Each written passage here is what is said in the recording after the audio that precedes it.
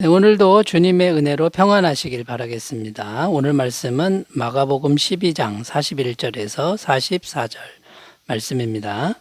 예수께서 헌금함을 대하여 앉으사 무리가 어떻게 헌금함에 돈 넣는가를 보실세. 여러 부자는 많이 넣는데 한 가난한 과부는 와서 두 렙돈 곧 한 고드란트를 넣는지라. 예수께서 제자들을 불러다가 이르시되 내가 진실로 너희에게 이르노니 이 가난한 과부는 헌금함에 넣는 모든 사람보다 많이 넣었도다. 그들은 다 풍족한 중에서 넣었거니와 이 과부는 그 가난한 중에서 자기의 모든 소유 곧 생활비 전부를 넣었느니라 하시니라. 아멘. 오늘은 고난주간 넷째 날입니다. 수요일인데요. 고난주간에 예수님이 하신 일은 성경에 나오지 않습니다. 아마도 학자들은 추측을 하는데 다가오는 십자가 고난을 앞두고 기도하며 쉬셨을 것이라고 이렇게 추측을 하고 있습니다. 그래서 수요일 날 그 예수님의 행적은 찾을 길이 없습니다. 그래서 오늘은 어제 화요일에 있었던 사건 중 하나를 살펴보면서 은혜를 나누려고 하는데요. 과부가 동전 2개를 헌금한 사건이 있습니다. 자, 동전 2개만 넣었는데 주님은 그 과부가 가장 많이 헌금했다. 이렇게 평가하시고 칭찬하신 그런 기사가 있는데 이 사건을 우리가 이제 살펴보면서 고난주간 넷째 날 은혜를 받도록 하겠습니다. 자, 어떤 내용이냐면요. 예수님께서 성전에서 헌금함에 대하여 앉아 계셨다. 이렇게 말씀합니다. 다른 복음서에 보면 연보헌금이라고 나옵니다. 이 연보헌금은 가난한 사람들을 돕는 헌금을 말하는 겁니다.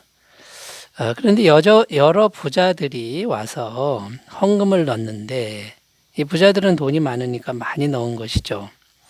그런데 한 가난한 과부는 와서 동전 2개만 넣었다라는 겁니다. 이게 어떻게 알 수 있냐면 헌금함에 동전을 넣는데요. 지폐를 넣는 게 아니죠. 그러면 이제 많이 넣은 사람은 동전 떨어지는 소리가 우르르 하고 많이 들리는 거고 적게 넣은 사람은 몇 개 넣었는지가 다 드러납니다. 그러니까 땡그랑 2개 넣은 것이 누가 봐도 이게 이제 확인이 되는 것이죠. 그런데 얼마를 넣냐면 2렙돈을 넣었다. 근데 렙돈이라는 단어가 이제 오늘날로 얼마나 되는지 살펴보면요. 렙돈은 한 데나리온의 63분의 1입니다. 한 데나리온은 하루 품삯인데요. 하루 품삯을 10만 원으로 이제 계산을 하면은 한 렙돈은 약 1,500원 정도 됩니다. 그러니까 2개를 넣었으니까 3,000원 정도 되는 헌금을 이제 넣은 것이죠.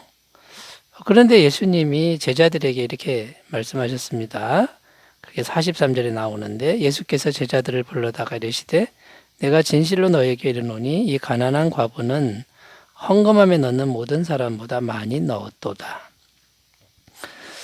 아니 동전 2개 많아야 3,000원 정도 되는 그 액수를 넣었는데 어떻게 많이 넣은 것이 되는가 이런 질문이 생기는데 44절 이제 그 해답을 주님이 말씀하십니다. 그들은 다 풍족한 중에서 넣었거니와 이 과부는 그 가난한 중에서 자기의 모든 소유 곧 생활비 전부를 넣었느니라 하시니라. 그러니까 부자들은 돈이 많은 중에서 얼마 안 되는 걸 넣었지만 이 가난한 과부는 생활비 전부를 넣었다. 그러니까 가장 많이 낸 것이다. 이렇게 말씀하셨다라는 겁니다. 자, 그러면 여러분 주님이 보시기에 하나님이 보시기에 헌금을 가장 많이 낸 사람은 이제 어떤 사람인가? 이것을 오늘 말씀을 통해서 우리가 이제 살펴볼 수 있는데요. 분명히 세상 사람들이 평가하는 그런 기준은 아니다라는 겁니다. 세상 사람들, 세상 가치관은 무조건 많이 넣으면은 많이 헌금한 사람이 되는 거죠. 그러나 하나님 보시기에는 그렇지 않다. 이것을 말씀하고 있다라는 겁니다. 자, 그러면 하나님 보시기에 가장 많이 헌금한 사람은 어떤 사람인지 이제 오늘 말씀을 통해 살펴보면서 은혜를 나누겠습니다. 첫 번째는요, 많은 것을 드린 사람보다 진실된 마음을 드린 사람이다. 이렇게 말씀드릴 수 있겠습니다. 부자가 아무리 많이 넣어도 하나님은 많이 넣었다고 하지 않으신다라는 겁니다. 오늘 말씀의 내용은. 중요한 건 뭐냐면 많이 넣었느냐 이게 아니라 하나님이 보시는 관점은 내가 가진 것 중에 얼마만큼 넣었느냐 이게 핵심이라는 것이죠. 그러니까 1억을 넣어도 하나님 보시기엔 작은 액수가 될 수 있다라는 거고 10억을 넣어도 작은 액수가 될 수 있다라는 겁니다. 그러나 반대로 1,000원을 넣어도 1,000원을 헌금해도 가장 많이 헌금한 것이 될 수 있다라는 겁니다. 이것이 천국의 가치관이라는 거고 하나님이 보시는 이제 관점이라는 겁니다. 자, 지금 이 과부의 두렙돈 이 사건을 왜 여기서 말씀하고 있냐면 그 앞부분에 이제 나오는 그 맥락에서 이해를 해야 되는데 앞부분에 내용이 이런 겁니다. 마가복음 12장 38절에서 40절 말씀을 읽어보면요. 예수께서 가르치실 때 이르시되 긴 옷을 입고 다니는 것과 시장에서 문안받는 것과 회당의 높은 자리와 잔치의 윗자리를 원하는 서기관들을 삼가라. 그들은 과부의 가산을 삼키며 외식으로 기르게 기도하는 자니 그 받는 판결이 더욱 중하리라 하시니라. 자, 그러니까 이제 좋은 옷을 입고 높은 자리에 앉아서 이제 자기를 드러내고 그 다음에요 교만한 그런 마음을 즐기는 이런 사람들을 향해서 지금 주님이 말씀하고 있는 거죠. 자, 이 사람들은 헌금을 내고 자랑하는 거. 이것은 하나님이 받지 않으신다. 사람이 알아주기를 바라고 내는 헌금. 이것을 하나님이 기뻐하시지 않는다라는 것이죠. 정말 하나님이 정말 받으시는 헌금은 뭐냐면 오직 하나님께만 겸손히 드리는 헌신이어야 한다라는 것을 말씀하고 있는 겁니다. 그러니까 여러분, 그래서 예수님이 이제 사람에게 보이려고 뭔가 신앙생활, 경건생활 하지 마라 이렇게 이제 말씀하신 구절이 있죠. 마태복음 6장 2절입니다. 그러므로 구제할 때에 외식하는 자가 사람에게서 영광을 받으려고 회당과 거리에서 하는 것 같이 너희 앞에 나팔을 불지 말라. 진실로 너에게 이르노니 그들은 자기 상을 이미 받았느니라. 자, 그러니까 많은 것을 드리고 자랑하는 건 뭡니까? 사람에게 영광을 구하는 것이니까 이건 하나님과 상관이 없다. 이렇게 분명히 말씀하고 있는 거고요. 마태복음 6장 3절 4절 너는 구제할 때 오른손이 하는 것을 왼손이 모르게 하여 내 구제함을 은밀하게 하라. 은밀한 중에 보시는 너희 아버지께서 갚으시리라. 그러니까 사람한테 광고하지 말고 조용히 하라는 것이죠. 그래야 하나님이 갚아주신다. 이것이 진정한 헌금이다라는 것이죠. 마태복음 6장 6절입니다. 너는 기도할 때에 내 골방에 들어가 문을 닫고 은밀한 중에 계신 내 아버지께 기도하라. 은밀한 중에 보시는 내 아버지께서 갚으시리라. 이때 당시에 바리새인들, 종교 지도자들은 기도 시간만 되면 밖으로 나갔다는 거죠. 사람들이 보는 데서 기도하는 걸 즐긴 사람들. 결국 사람에게서 영광을 얻고자 하는 그 기도는 하나님과 상관이 없는 기도다라는 거고요. 정말 하나님 보시기에 진정한 기도는 아무도 안 보는 데서 은밀한 중에 오직 하나님께만 드리는 기도다라는 겁니다. 자, 그러므로 여러분 세상 가치관으로 봤을 때 많이 드리는 거, 그래서 사람들이 칭찬하는 이런 드림, 이런 헌금은 이제 우리가 좀 탈피하고 졸업해야 되겠죠. 이것을 추구한다 그러면 이건 세상 사람이다라는 거고요. 진실된 마음, 곧 하나님께만 보이는 마음, 하나님만 아시는 그런 마음으로 작은 것이라도 드리면 하나님은 가장 많이 냈다라고 하는 것을 우리가 꼭 기억하셨으면 좋겠습니다. 자, 많은 걸 드린 사람보다는 진실된 마음 드린 사람이 가장 많이 헌금한 사람이고요. 두 번째는 가난한 자에게 긍휼을 베푼 사람이다. 자, 과부는 자기도 가난한데 가난한 사람, 곧 연보헌금이죠. 구제헌금에 동참했습니다. 그런데 이제 성경에 보면요, 하나님은 이 가난한 사람들에 대해서 특별히 사랑하시는 그런 구절들이 아주 많습니다.